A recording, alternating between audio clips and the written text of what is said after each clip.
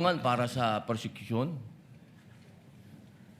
sa akin pong mga kaibigan sa prosecution. Napakahalaga po sa bawat pagdinig ay yung nagsasabi ng katotohanan. Tama po ba? Tama po. Opo. Pagka ang isang witness po ay naging halimbawa ng paiba-iba ang sinasabi, ano pong tawag dito? Di ba po kasinungalingan? This is a hypothetical question, Apo. Your Honor. You are not referring to any particular witness? Si Las Cañas po. Yung inyo pong pinakitang affidavit, Your Honor? alam niyo po, hindi pa po ako tapos, kaibigan. Alam niyo po, napakalungkot po para sa amin na marinig na merong kayong ibinigay na affidavit na nabahiran dito po sa loob ng Senado. Dito, sa plenaryo ng Senado, ay nabahiran ng matinding masasabi nating kasinungalingan sapagkat magkaiba ang kanyang sinabi. October 3, 2016, sinabi niya walang kinalaman ang Pangulong Rodrigo Roa Duterte. February 20, March 6, na iba na ang istorya. Ang tanong ko po, ano ang tawag sa taong paiba-iba ang sinasabi? Di ba po sinungaling? May I answer, Your Honor? Opo. Kagaya po ng aking binigyang linaw kanina at paulit-ulit na rin pong sinabi ng ating presiding officer. Pakisagot na lang po kasi yun lang po ang tanong. Tama po ba o mali na tawaging sinungaling ang taong iba-iba ang sinasabi? I'm sorry, Your Honor, but I need to qualify my answer. Mr. Presiding Officer, isang simpleng tanong lang po.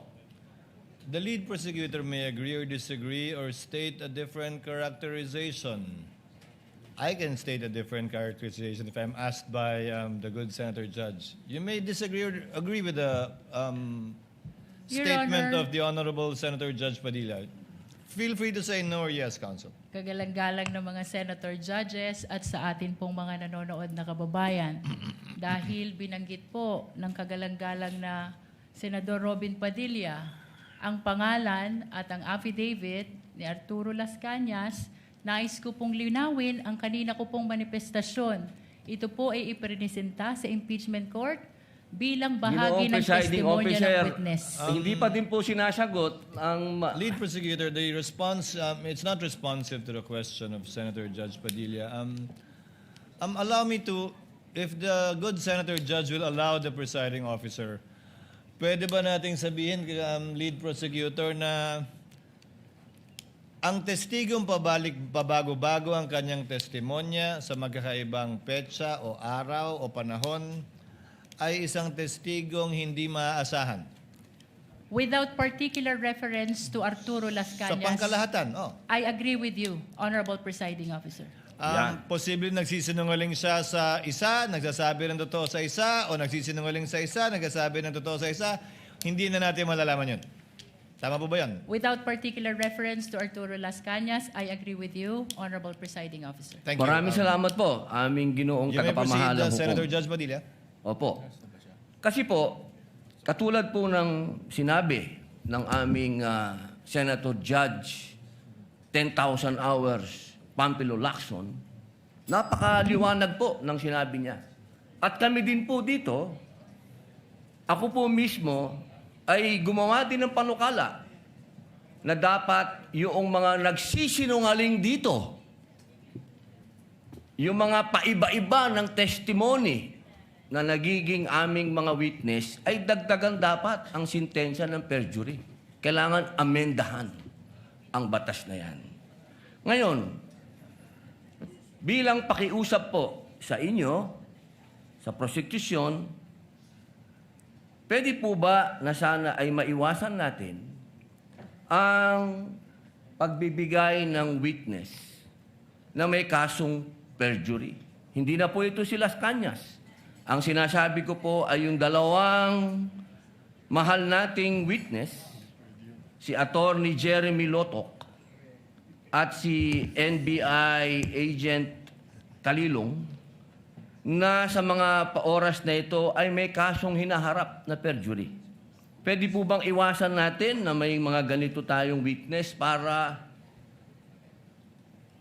ang nasasakdal po kasi dito ay ibinoto ng 32 million na tao. Sana po, aming mga mahal na kaibigan sa prosecution, ay isipin nating mabuti bago po tayo magbigay ng mga witness na may perjury na kaso o nagkaroon po kami ng dahilan na gumawa ng amenda na itong perjury ay amendahan. Pwede po ba yon? Your Honor, with all due respect, I would like to take exception to the question and manifestation of the Honorable Senator Judge Robin Padilla. First of all, we were able to verify already that there are no cases pending against the prosecution witnesses. In addition, Your Honor, and only to respond to the concern of the Honorable Senator Judge Padilla, ang conviction po ay hindi ground for disqualification unless it is final and unless it is punishable by more than 1 year and that the crime constitutes moral turpitude. Alam niyo po, napakaganda po ng inyong sagot. Sana hindi one-sided ang ating persecution. Ano? Kasi, alam niyo, pag kayo ang pagpabor sa inyo, alam niyo ba, bawal po ang ginagawa. Kindly maintain Presiding order officer, within the bawal court. po ang ginagawa nitong nasa harap natin, nagkukomento. Kindly maintain order in the court. The Sergeant at Arms, by authority of the Senate President, is directed to kindly maintain Hindi po order in the sila allowed. Mag-ingay. Korte po ito. Thank you. You may proceed, Senator Judge. Who was speaking? Ako po. You may proceed, Senator Judge. I was Padilla. interrupted. With due English. apologies. So, ibig niyo pong sabihin, yung mga senator judges dito ngayon na humaharap sa kaso, na hindi po pinapayagan ng ombudsman at hindi pa rin sila guilty, ano pong ibig niyo sabihin? Your Honor, with all due respect, ang question niyo po kanina ay kaugnay ng pagtistigo. Testigo nga, Referring to judges the nga yung witnesses of sinasabi the prosecution, Your Honor. Ang usapan po ay yung guilty or not guilty. Okay? So, tatanong na po ako ng bago. Pwede po ba? May I be clarified, Your Honor, on your last question about the senator you said are facing cases? Lead counsel, I think that was more Alam of niyo a- po, malinaw na po yung sinabi ko and wala po kayong karapatan magtanong Hindi. sa Senator Judge. Diliwanagin ko nga po. I think Senator Judge Padilla was making a manifestation and not posing a question to the lead prosecutor in relation to our two colleagues. You may proceed, Senator Judge Padilla. Maraming salamat po, Ginoong tagapamahalang hukom. Pwede na po ba tayong mag-advance ng katanungan? Yes, Your Honor. Apo. Yung pong sinasabi ninyo, bakit nyo po nababanggit ang ICC dito?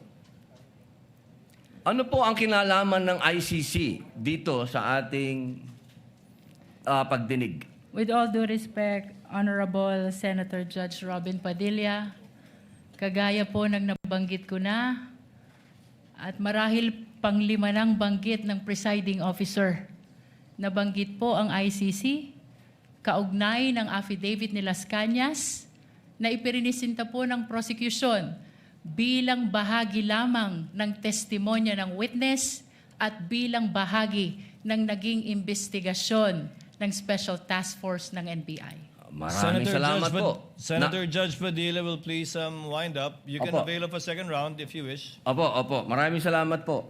So, ibig pong sabihin, malinaw na kanina sinabi natin na What is the hindi pleasure siya... of, with the permission of Senator Judge and indulgence of Senator